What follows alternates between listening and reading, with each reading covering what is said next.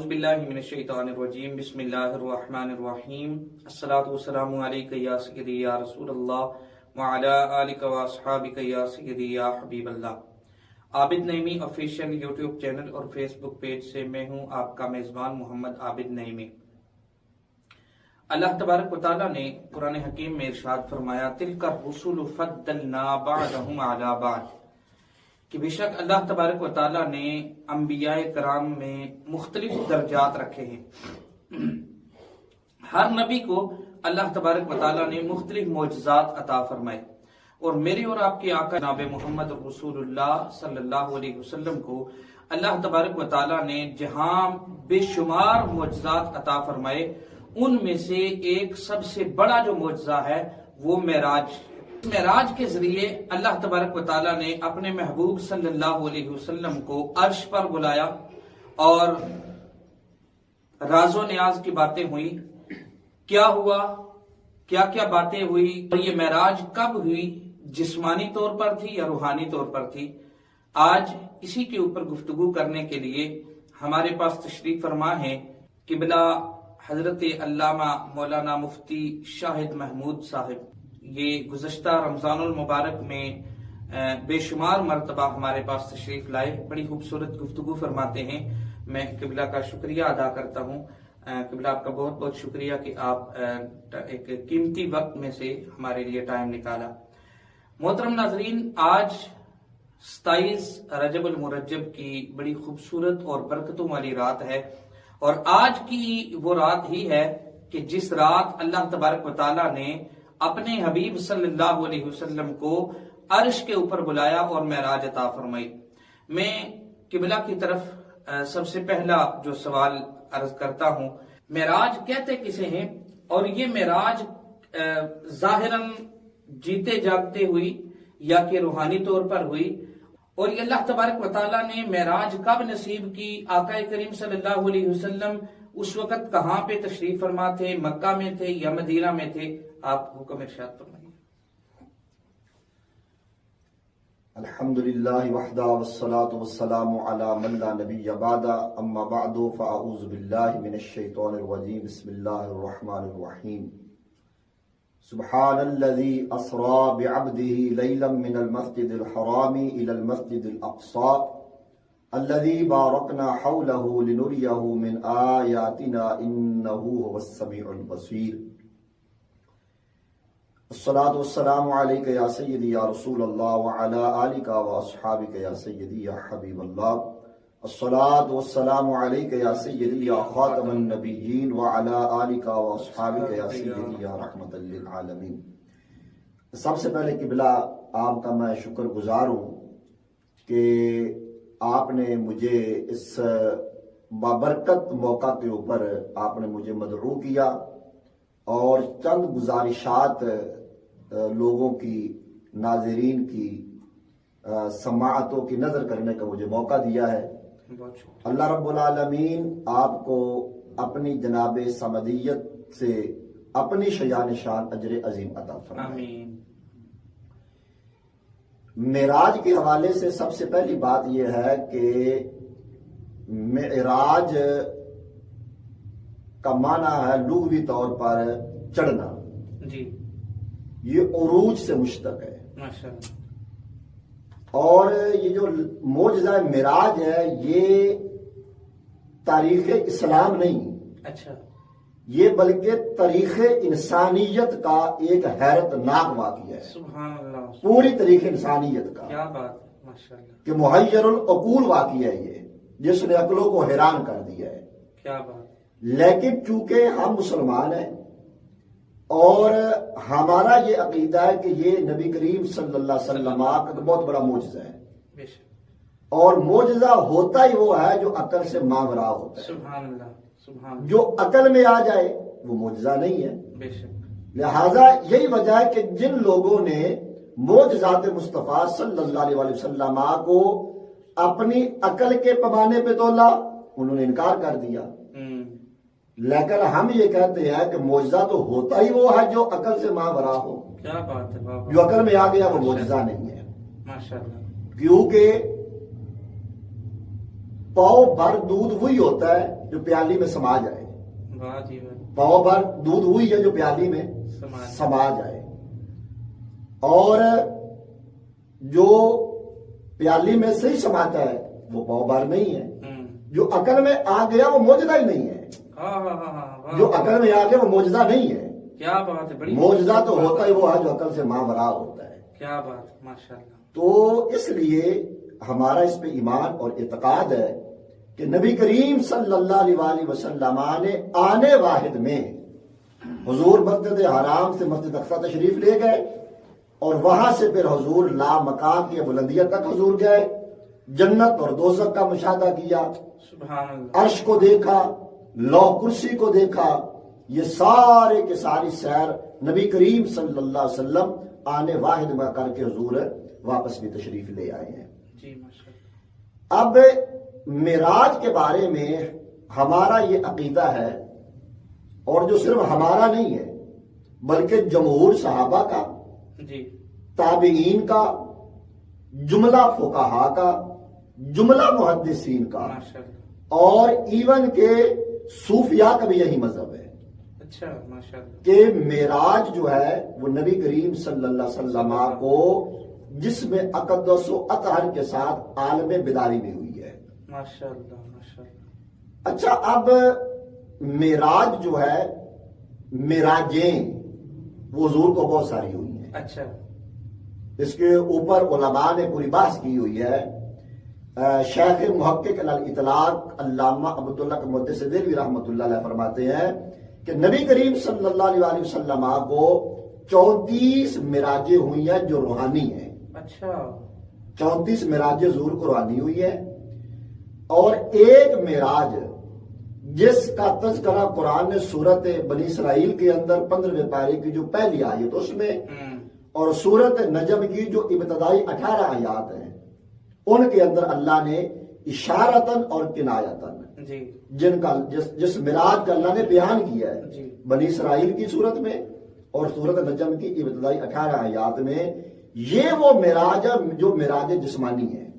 اچھا، جو نبی کریم صلی اللہ علیہ وآلہ وسلم کو جسم اقدس و اطہر کے ساتھ اللہ نے عطا فرمائی ہے۔ اب معراج، اس واقعہ معراج کو جی، جو جسم اقدس و اطہر کے ساتھ اللہ نے آپ کو عطا فرمائی ہے، اس معراج کو 45 کے لگ بھگ صحابہ نے اس کو بیان کیا ہے، اچھا، 45 صحابہ نے۔ اللہ اکبر، علامہ ابن حجر عسقلانی رحمت اللہ علیہ نے آپ نے فتح الباری کے اندر جو صحیح بخاری کی شرح ہے، اور علامہ زرقانی رحمت اللہ علیہ نے ان 45 صحابہ کو نام بنام گنوایا ہے، باقاعدہ نام گنوایا ہے کہ اس صحابی سے بھی روایت ہے، اس صحابی سے بھی 45 صحابہ کے نام علماء نے گنوائے ہیں کہ جنہوں نے اس واقعہ معراج کو بیان فرمایا ہے، اور اتنی کثیر تعداد صحابہ کے 45 کے لگ بھگ جو ہے وہ بیان کر رہے ہیں اس کو کہ معراج جو ہے وہ جسم اقدس و اطہر کے ساتھ عالم بیداری میں ہوئی ہے۔ اب ایک اور حوالہ میں دینا چاہتا ہوں یہاں پر، جو ہمارے عقیدے کی عکاسی کرتا ہے۔ اورنگزیب عالمگیر بادشاہ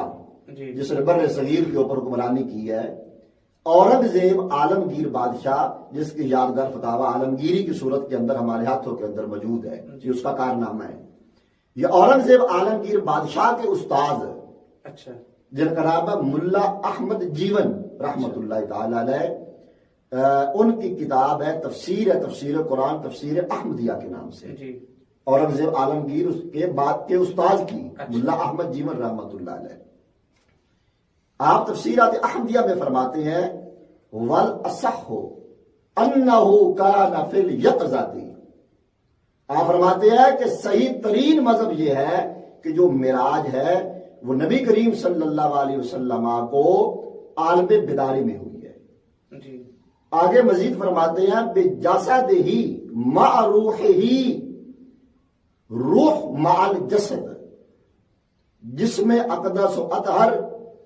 اور روح سمیت، صرف روحانی نہیں ہے بلکہ فرمایا کہ یہ روح مع الجسد کے ساتھ حضور کو اللہ نے یہ معراج عطا فرمائی ہے۔ آگے فرماتا فمن قال انہو کانا، کہ جو بندہ یہ کہے کہ یہ جو معراج ہے انہو کانا بالروحانیت فقط او فی النوم فقط، جو بندہ یہ کہتا ہے کہ یہ معراج صرف روحانی ہے اور جو یہ کہتا ہے کہ یہ معراج صرف عالم نیند کے اندر ہوئی ہے، نیند کے اندر ضرور کو خلیق عالم خواب کے اندر یہ سارا واقعہ ہوا ہے، اور جو بندہ اس کا قائل ہے نا فَمُبْتَدِعٌ ضَالٌ مُضِلٌ فاسق، چار حکم لگایا ملا جیون رحمت اللہ علیہ نے، جو بندہ اس بات کا قائل ہے کہ یہ معراج روحانی تھی یا خواب کے اندر ہوئی ہے اور عالم بیداری میں نہیں ہوئی ہے، یا یہ معراج جسم اقدس کے ساتھ نہیں ہوئی ہے، فرماتے جو بندہ اس بات کا قائل ہے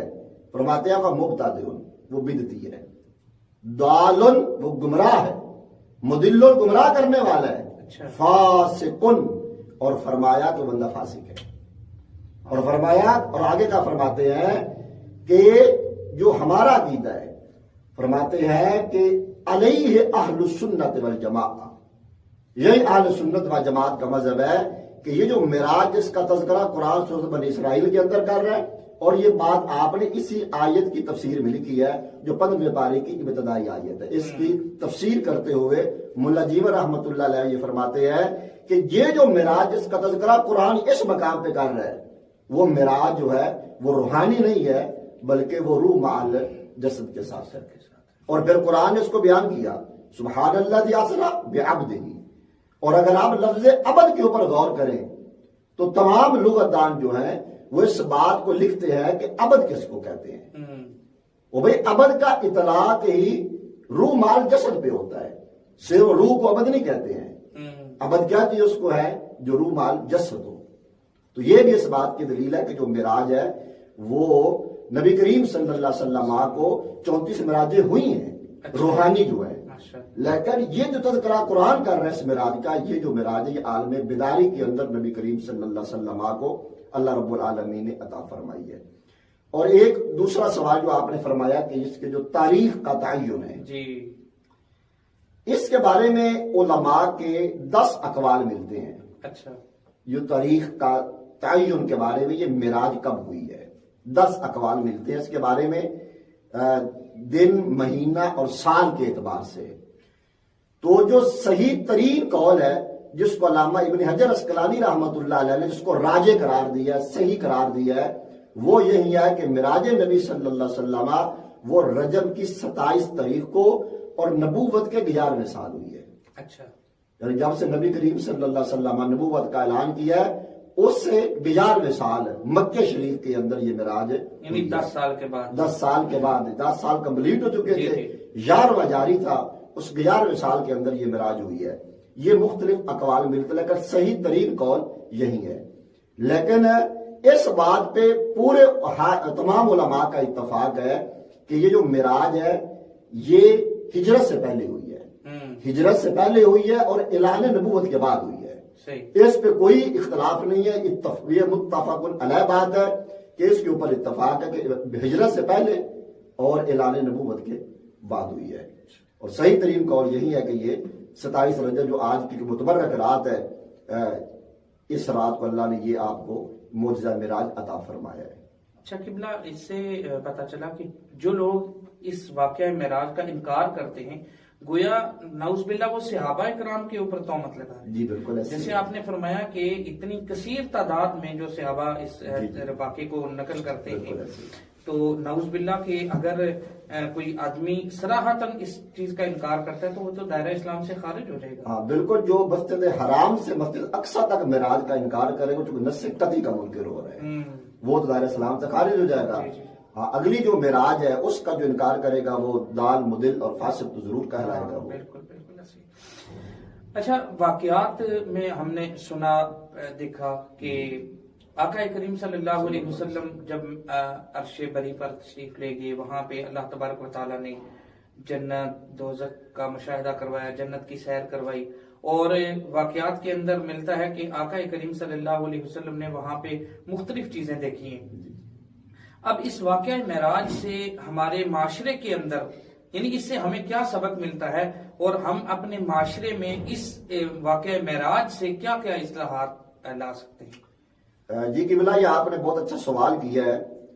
کہ ہم واقعہ معراج بیان کر دیتے ہیں، اس کو منا لیتے ہیں. بہت اچھی بات ہے کہ دلوں کے اندر عظمت مصطفیٰ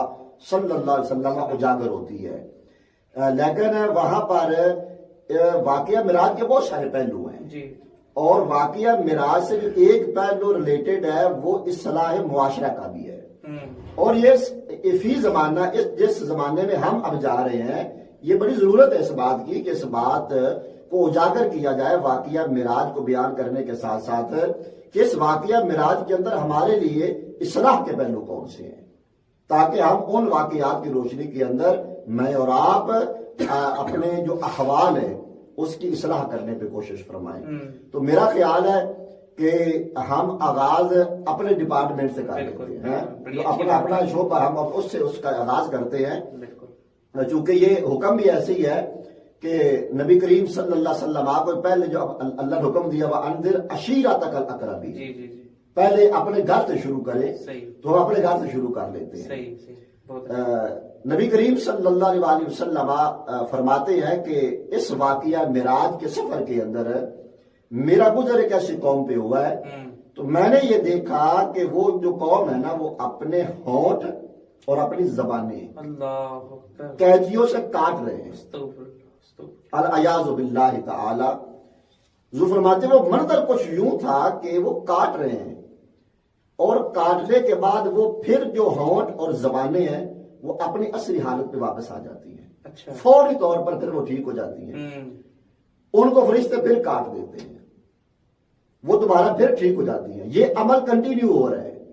کاٹے جا رہے ہیں، پھر تندرست ہو جاتے ہیں، اپنی اصلی حالت پہ واپس آ جاتے ہیں، ان کو پھر کاٹ دیا جاتا ہے.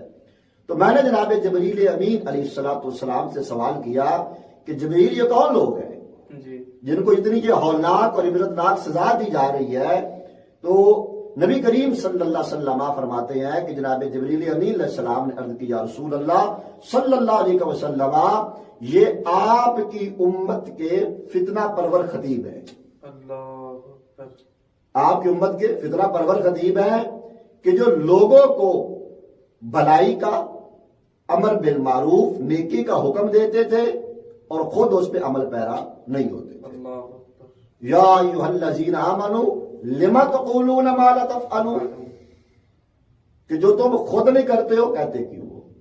اس لیے اس کے اندر ایک ہمارے لیے اصلاح کا پہلو یہی ہے کہ ہم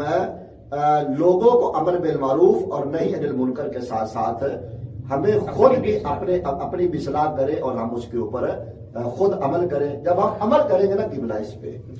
جب ہم لوگوں کو کہہ رہے ہیں کہ فلاں کام کریں، فلاں سے رک جائیں، جب ہم خود عمل کریں گے تو انشاءاللہ تعالی ہماری گفتگو کے اندر پھر اللہ پاک تاثیر بھی پیدا فرمائے گا. عموماً جو ہے نا وہ ہمارے نوجوان مسجد کے باہر بیٹھے ہوں گے، گپ شپ لگا رہے ہوں گے، کسی دکان پہ بیٹھے ہوں گے، لیکن جو ہی نماز کے لیے ان کو کہا جائے تو وہ اس وقت بھی پریشان ہو، ادھر ادھر کرنا شروع ہو جاتے ہیں، میرے کپڑے خراب ہیں جناب، یہ ہے وہ ہے. تو ایسے لوگوں کو خیال رکھنا چاہیے کہ اللہ کی بارگاہ میں جا کے کیا ہم نے جواب دیا. یہ واقعہ معراج، اللہ تبارک و تعالیٰ نے اس معراج کے اوپر جو تحفہ ہمیں عطا فرمایا وہ نماز ہے، اور اتنا خوبصورت تحفہ، اور اگر ہم اس کو ہی بلا بیٹھیں اور نماز نہ پڑھیں تو پھر اللہ تعالیٰ کتنا ناراض ہوگا. اس لیے حضور نے حدیث سنا کہ میری آنکھوں کی ٹھنڈک نماز کے اندر رکھی گئی ہے. اور بھائی اگر آپ نبی کریم صلی اللہ علیہ وسلم کی چشمان مبارکہ کو ٹھنڈک پہنچانا چاہتے ہیں تو پھر نماز پڑھیں. اچھا قبلہ، مجھے ایک آپ کی بات سے ایک سوال میرے ذہن میں آیا کہ ہماری نوجوان نسل جو دین کی طرف نہیں آتی، آپ کے ذہن کے مطابق ہم ان کو کیسے دین کی طرف لے کے آ سکتے ہیں؟ کوئی ایسا کوئی ٹرک بتائے، اور خصوصاً نوجوانوں کو کوئی ایسا طریقہ بتائے کہ تاکہ وہ طریقہ اختیار کر کے وہ نمازی بھی بن جائیں، دین کی طرف ان کا آنا جو ہے وہ دل بھی کرے ان کو نماز پڑھنے کا. دیکھیں اس کے لیے جو ہمارے بزرگوں کا اور اکابرین کا طریقہ ہے وہ دو طریقے ہیں جی، جس کے اوپر آپ بخوبی جانتے ہیں کہ ہمارے اکابرین اس کے اوپر جو کتابیں لکھی ہیں، الترغیب والترہیب. اچھا، ایک تو کسی بھی چیز کے لیے اگر آپ کسی بندے کو دعوت دیتے ہیں کہ آپ یہ کام کریں جی، تو اس کے لیے یہ ہوتا ہے کہ رغبت دینی پڑے گی کہ نماز پڑھنے کے فوائد کیا ہیں، یہ ترغیب ہے صحیح کہ نماز پڑھیں گے تو آپ کو ملے گا کیا، رغبت پیدا ہوگی کہ یار یہ فوائد ہے، اچھا پھر تو یہ کام کرنا چاہیے۔ اور دوسرا کام یہ ہوتا ہے کہ اس کام کے جو نہ کرنے کے انجام ہیں، اچھا اس کو ترغیب کہتے ہیں کہ اس کو ڈرایا جائے، بھئی نماز نہ پڑھیں گے تو عذاب اس کا کتنا سخت ہے۔ وہ جو حدیث پاک کا مفہوم ہے، جب جو بندہ ایک نماز جان بوجھ کے چھوڑ دیتا ہے اس کا نام جہنم کے دروازے پہ لکھ دیا جاتا ہے، اور کس کے اندر سکت ہے وہ جہنم کے عذاب کو برداشت کر سکے۔ ان بطش ربک لشدید۔ اور ایک اور جو اصلاح معاشرہ کے حوالے سے ایک اور بات ہے جو ہمارے معاشرے کے اندر بہت زیادہ ہے، اور بالخصوص جو مالدار طبقہ ہے، جو مالدار طبقہ ہے جن کے اوپر شرعاً زکوٰۃ فرض ہوتی ہے اور وہ اپنے پھر زکوٰۃ کی مال کی ادائیگی نہیں کر رہے ہوتے ہیں۔ نبی کریم صلی اللہ علیہ وسلم نے فرمایا کہ معراج کی رات میرا گزر ایک ایسی قوم پر بھی ہوا ہے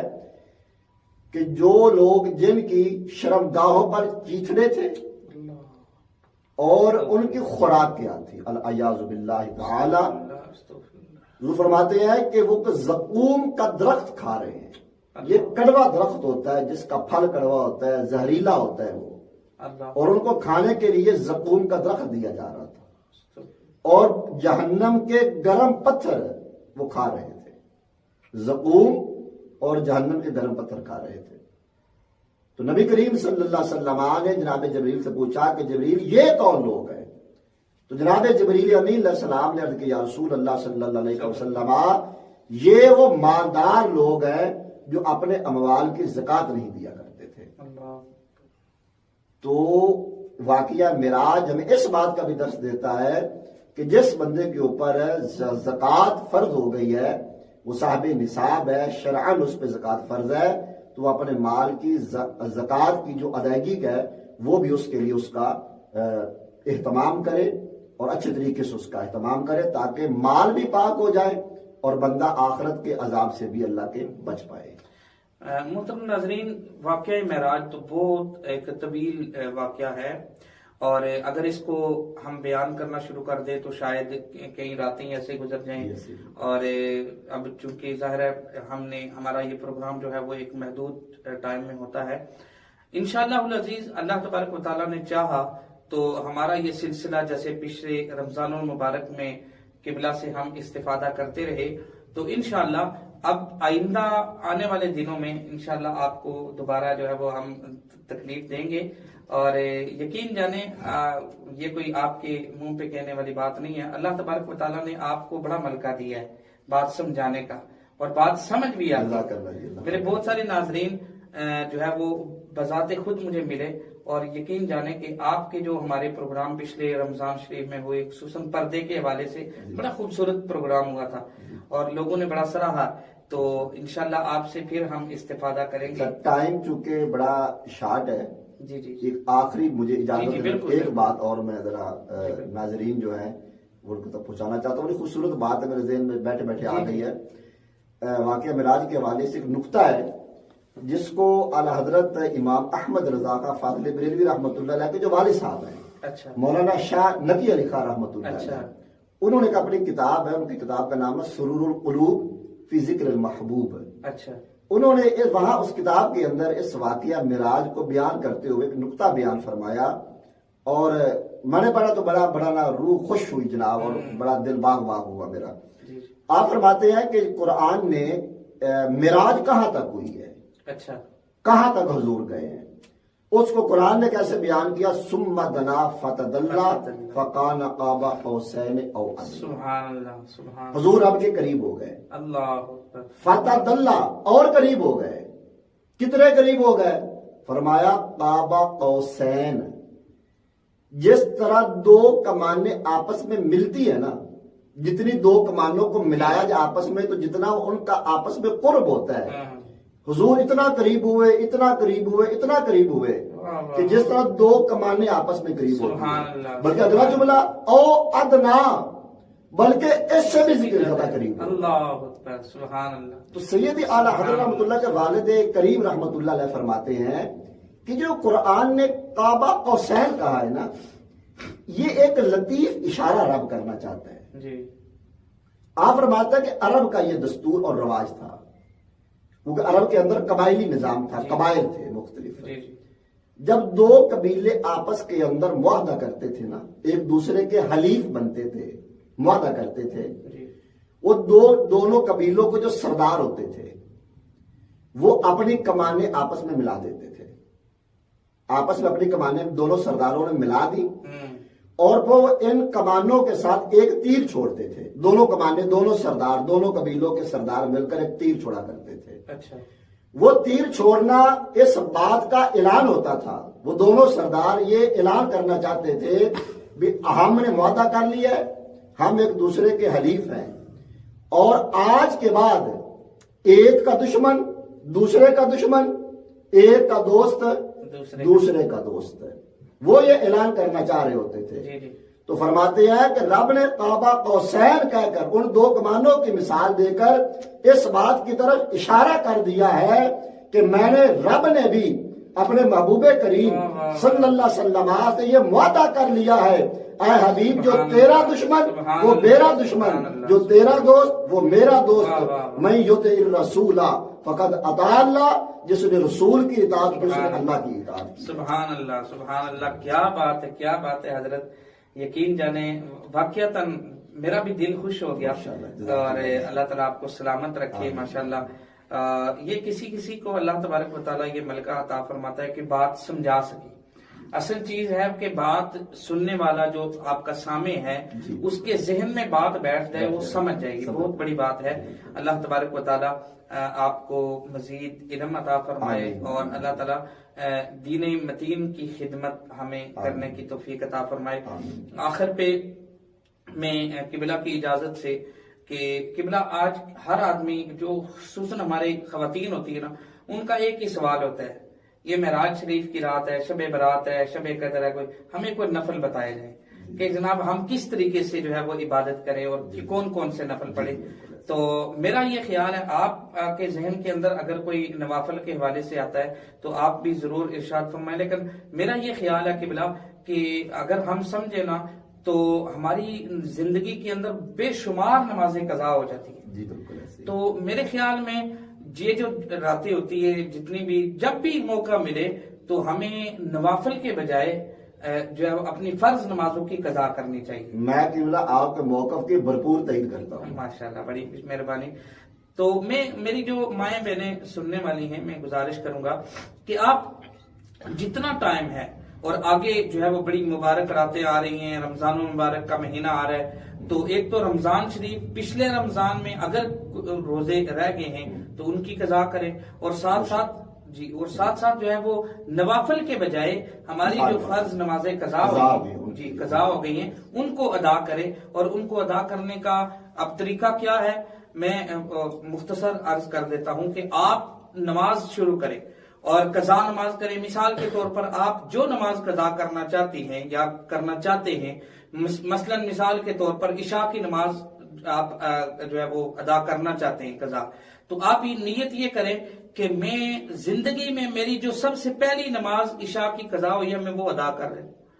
پھر اب جب یہ آپ ادا کر چکے ہیں تو پھر اب اگلی جو دوسرے نمبر پر تھی وہ پہلے نمبر پر آ جائے گی۔ تو اسی طریقے سے آپ ظہر کی، عصر کی جو نماز آپ قضا کرنا چاہے تو وہ آپ اس طریقے سے قضائے عمری جب بھی موقع ملے تو وہ آپ نماز قضا کرتے رہے۔ باقی نوافل کی فضیلت اس کا انکار نہیں ہے، لیکن جو ہمارے اوپر فرض ہے، واجب ہے، اس کو ادا کرنا زیادہ ضروری ہے۔ اس کے بارے میں اللہ کی بارگاہ میں ہمیں جواب دہ ہونا کا، اور اگر کوئی نفل نہیں بھی پڑھتا تو اس میں کوئی اللہ تبارک و تعالیٰ ہم سے پوچھے گا نہیں۔ اللہ تبارک و تعالیٰ کی بارگاہ میں دعا ہے، اللہ تبارک و تعالیٰ آج کی اس مبارک رات کے صدقہ سے، آقا کریم صلی اللہ علیہ وسلم کی معراج پاک کے صدقہ سے، اللہ تعالیٰ اس امت کے اوپر جو اس وقت مشکل وقت، اور خصوصاً ہمارے ملک پاکستان کے اندر اس وقت جو افراتفری ہے اور مہنگائی جو ہے وہ بہت زیادہ عروج کے اوپر پہنچ چکی ہے. اللہ تعالیٰ حضور کے معراج کے صدقہ سے ہمارے ملک کی حفاظت فرمائے.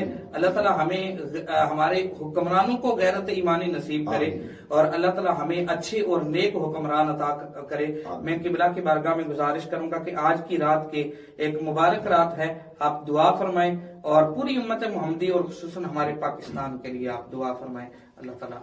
کرم فرمائے. الحمدللہ رب العالمین والصلاة والسلام علی سید الانبیاء والمرسلین. یا ربنا یا ربنا یا ربنا یا ربنا یا ربنا ربنا آتنا فی الدنیا حسنہ وفی الآخرۃ حسنہ وقنا عذاب النار. اللہم انا نسألک العفو والعافیہ والمعافاة الدائمہ فی الدین والدنیا والآخرہ والفوز بالجنۃ والنجاة من النار. اللہم انکا عفو کریم تحب العفو فاعف عنا یا غفور یا غفور یا غفور. اللہم انا نسألک علما نافعا واعتقادا خالصا وعملا صالحا ورزقا واسعا حلالا طیبا وشفاء من کل داء. یا الہ العالمین ہماری حاضری اپنی بارگاہ میں شرف قبولیت عطا فرما. یا الہ العالمین ہم سب کے صغائر و کبائر سے درگزر فرما. یا اللہ ہم سے زندگی میں دانستہ نادانستہ طور پر جو بھی غلطیاں کوتاہیاں صغائر و کبائر واقعہ ہو گئے اپنی رحمت کاملہ کا صدقہ میں معافی عطا فرما. یا اللہ میں اپنے سابقہ گناہوں سے صدق کے دل کے ساتھ توبہ کرتے ہوئے آئندہ کی زندگی کو شریعت اسلامیہ کے سانچے میں ڈالنے کی توفیق انیق عطا فرما دے. یا الہ العالمین بیماروں کو شفا کامل عطا فرما. یا اللہ روحانی جسمانی بیماریوں سے نجات عطا فرما. یا اللہ بے اولادوں کو نیک اور صالح اولاد عطا فرما. یا اللہ جن کو تو نے بیٹیوں کی رحمت سے مالا مال کیا مولا ان کو اولاد نرینہ کی دولت سے مالا مال فرما. یا اللہ جن کو تو نے اولاد نرینہ دی ہے مولا ان کو بیٹیوں کی رحمت سے بھی مالا مال فرما. یا الہ العالمین ہمارے والدین کی، ہمارے اساتذہ کی، ہمارے لواحقین، ہمارے عزیز و اقربا جو ہیں مولا سب کی کامل بخشش و مغفرت فرما دے. یا الہ العالمین زندگی اسلام والی موت ایمان والی عطا فرما. یا اللہ ملک پاکستان کی حفاظت فرما. یا اللہ ملک عزیز کو استحکام عطا فرما. میرے مولا ملک عزیز کی معیشت کو استحکام عطا فرما. یا اللہ پاکستان کو اسلام کا قلعہ بنا دے. یا الہ العالمین ملک پاکستان پہ اپنی خصوصی رحمت و کرم کا نزول فرما. یا اللہ ہمارے احوال کی طرف نظر کرم فرما. سبحان ربک رب العزت عما یصفون وسلام علی المرسلین والحمد للہ رب العالمین وصلی اللہ تعالی علی حبیبہ سیدنا و مولانا محمد وآلہ واصحابہ اجمعین برحمتک یا ارحم